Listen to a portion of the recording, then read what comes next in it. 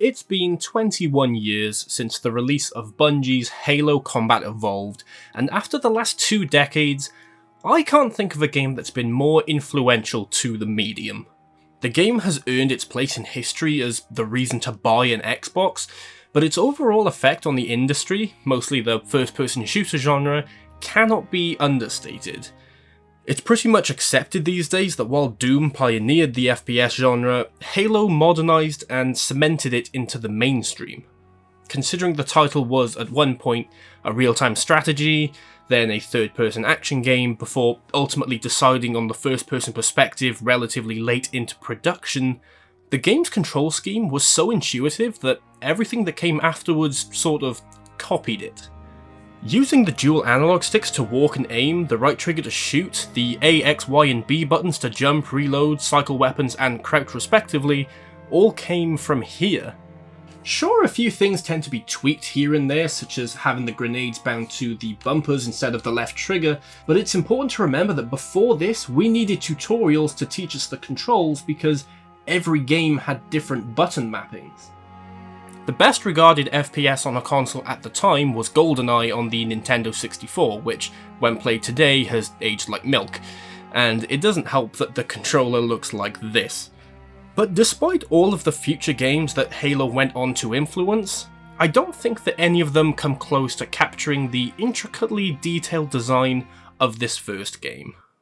From subtle in-world visual storytelling to the fundamental mechanics of gameplay, it managed to perfectly balance the combat loop to be as satisfyingly fun, yet as fair as it possibly could be. So without any further ado, let's talk about Halo.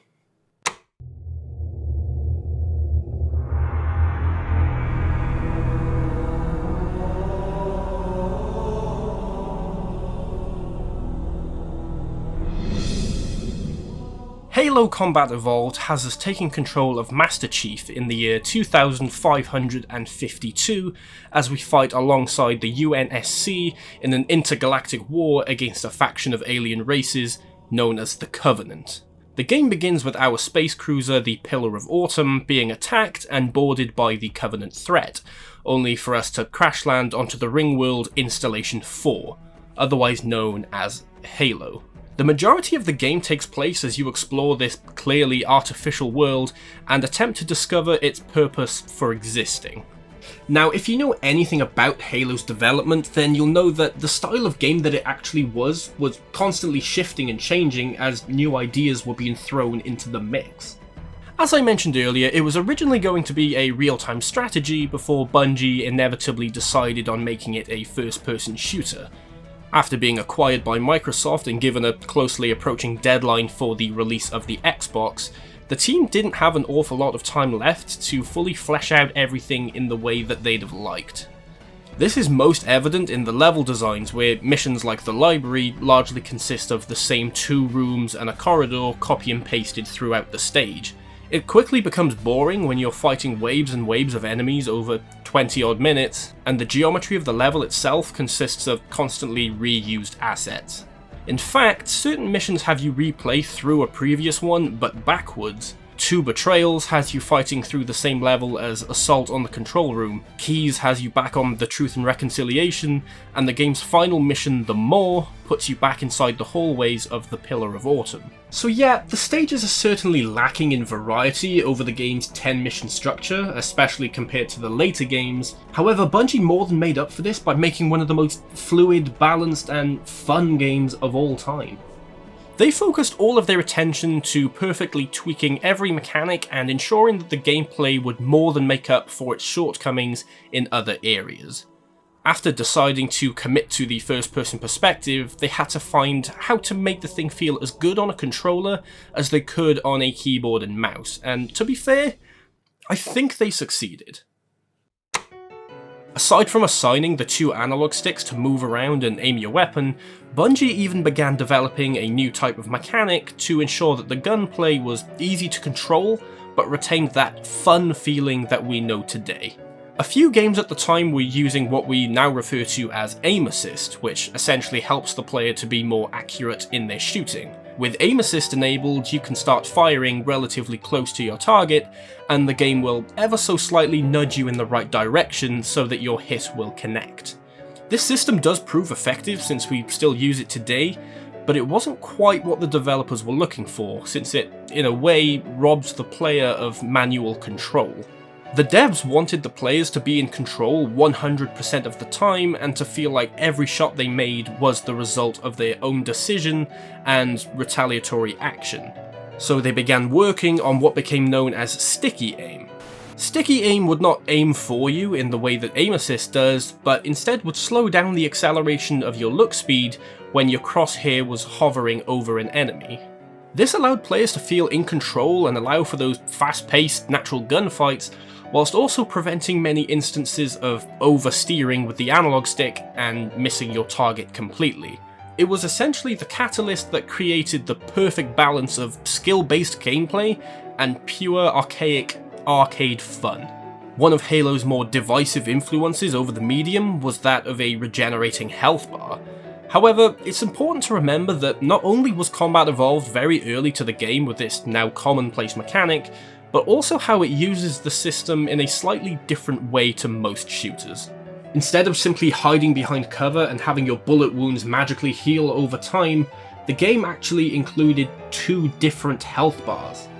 You have your shields, which gradually deplete upon taking damage and then recharge when in cover, and a separate health bar which can only be replenished by collecting health packs scattered throughout the levels. Your actual health bar only really depletes when you take damage without any shields active. The system works brilliantly here as it was designed specifically for this game. Halo's early missions largely consist of wide open levels which allow you to freely explore at your own pace instead of just mostly linear corridors. The shield was a brilliant innovation since it always gave you that safety blanket of having a predetermined amount of health for every gunfight. Even if your health was as low as 1 bar, it's not as if you'd get stuck in a cycle of being constantly one-hit killed in a bad checkpoint loop or something. You'd always have to have your whole shield depleted first. This allows the game to retain that fun but fair sentiment as you always feel like you have a chance. If the game remained mostly the same, but you removed the shield mechanic and stuck with a traditional health bar, it would fundamentally alter the flow of the level. You'd spend so much time looking at the floor on the hunt for health packs that you'd be missing most of the combat and set pieces. In those 90s narrow hallway shooters, health packs can easily be tucked away behind a door or around a corner, but with levels like these, it becomes far less practical to naturally include them without it feeling disjointed or contrived.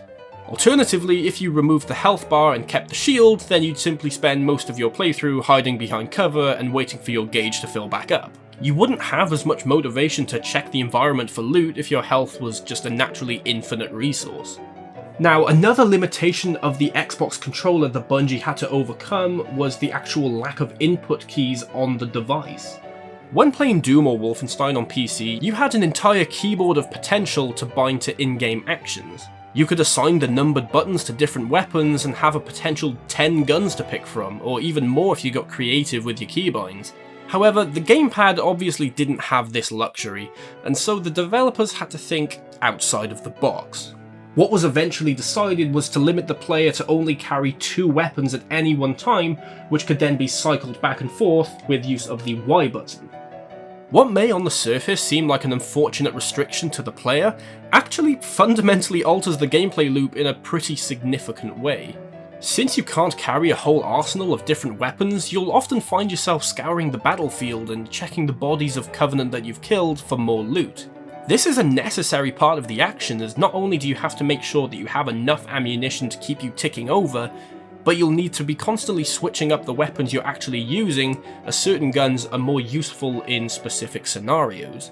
You may want to pick up the rocket launcher, as it'll be useful in that upcoming section where the enemies are driving around in Wraiths and Banshees. However, since you only have 2 weapon slots available, you'll have to sacrifice something else to allow for it. Maybe you want to give up the pistol since it has a slow rate of fire and doesn't penetrate armor very well.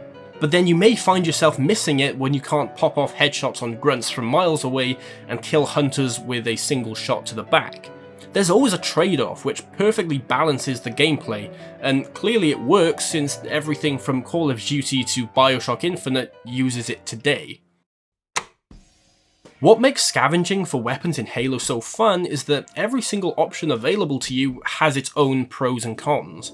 There is no definitive best gun in the game that overshadows the competition. In most RPGs, you will likely just choose the weapon with the highest stats, and so once you have access to the Daedric Greatsword in Skyrim, you have no reason to ever use a steel sword again. Modern Warfare 2 lobbies back in the day were full of ACR noob-tube combos because why would you use anything else? The gun was extremely powerful, had little to no recoil, and the grenade launcher attachment was absurdly overpowered, and you could even infinitely resupply your ammo if you had the one-man army perk. With this combo, you didn't need to use any other gun in the game. Halo on the other hand manages to make all of its weapon options appealing for different circumstances. The plasma pistol is generally pretty weak and not very effective in combat, especially against larger enemies like the elites. However, charging up a heavy shot will immediately disable an opponent's shields, which will leave them vulnerable to attack from other weapons. This will overheat the gun, which will require you to wait before using it again, but they're so commonplace since most grunts carry them that it's often more efficient to just replace them. In turn, the rocket launchers are very rare to come upon and deal massive damage, but they are significantly limited in their ammunition and have a very deadly blast radius, which makes them a poor choice for close quarters combat. Around halfway into the game you come across the Flood, an alien parasitic lifeform that attaches itself to a host and takes control of its motor functions.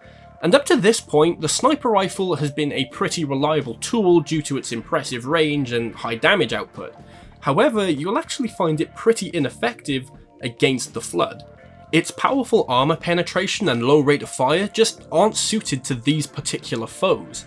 Not like the assault rifle, which is pretty much the opposite. Low damage but high rate of fire makes it a great gun for suppression fire and taking out multiple fast-moving targets like the Flood's infection forms.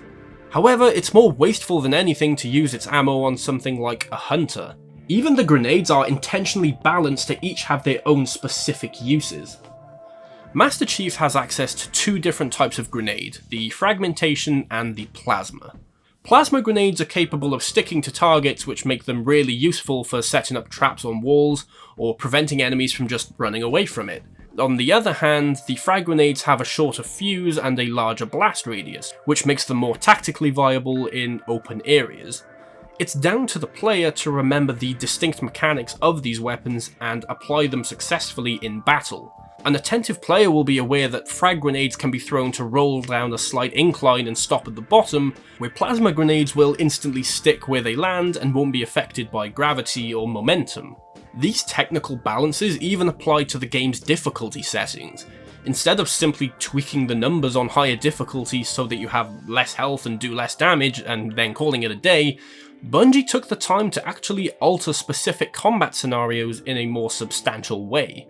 You'll find that areas patrolled by grunts will now have far more of them around. In place of having multiple targets firing at you at once and a hellfire of bullets, grunts usually carry plasma pistols which, if you remember, take out your shields. Having more grunts around makes it a game of trying to avoid a barrage of energy beams that will make you more susceptible to other forms of enemy engagement. It's far more interesting than just sticking your head out of cover and getting killed by an unfairly quick and accurate robot.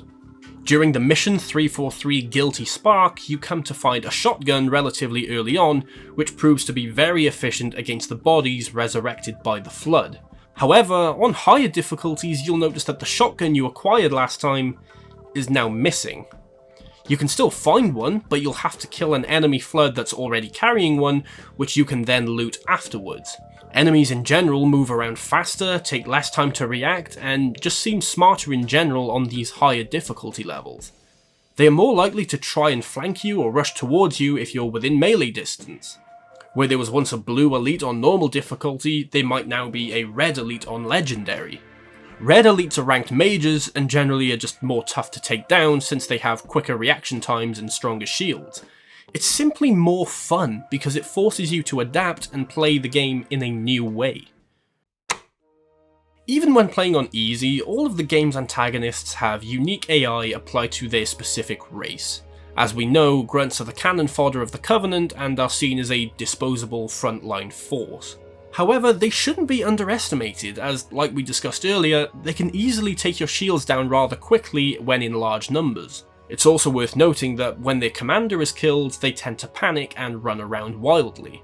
Jackals almost always play defensive and hide behind their shield. They rarely switch position and keep facing you so that they are always protected.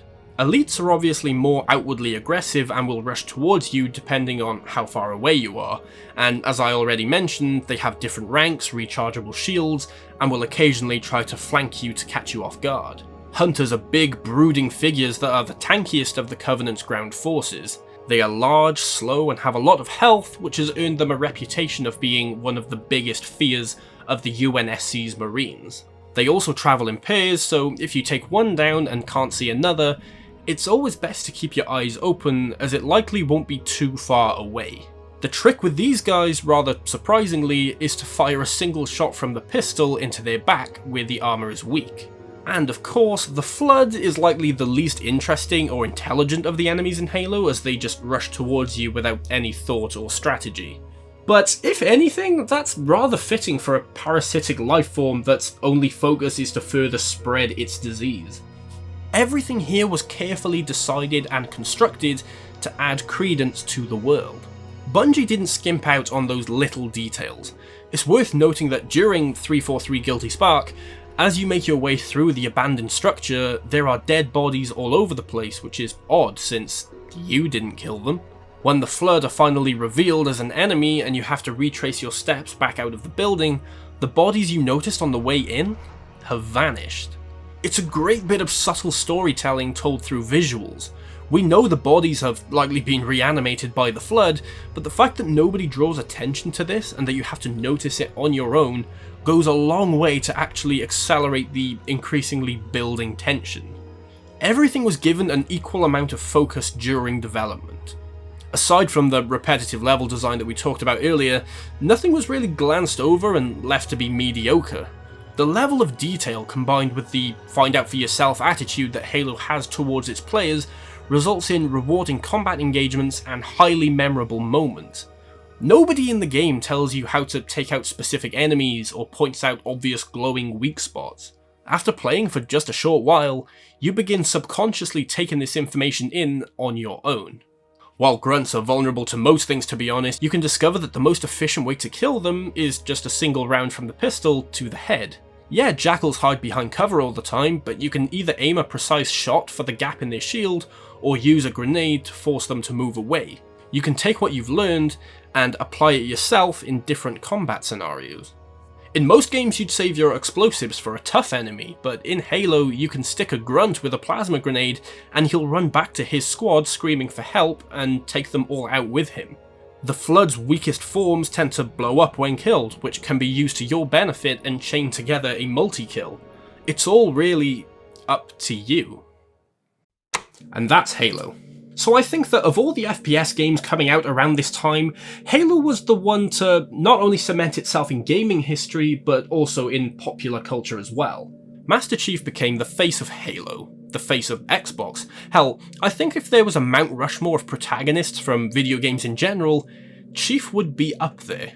Bungie created something truly special that has gone on to have 5 sequels, 1 prequel, 3 spin-offs, and at the time of recording, 35 novels. This game revolutionized the genre and had a significant impact on the industry. The gunplay was tight, the world was well defined, and the story was actually pretty engaging, which was rare for a shooter back in 2001. And you know the craziest part? They got better. Halo 2 and Halo 3 improve upon the first game in almost every way imaginable, so when I eventually get around to replaying those, expect a video to pop up here somewhere. But for now, thank you very much for watching. I hope you enjoyed the video, feel free to give it a like if you did, and subscribe for more of this stuff. Until next time, be kind, stay safe, play Halo, see ya.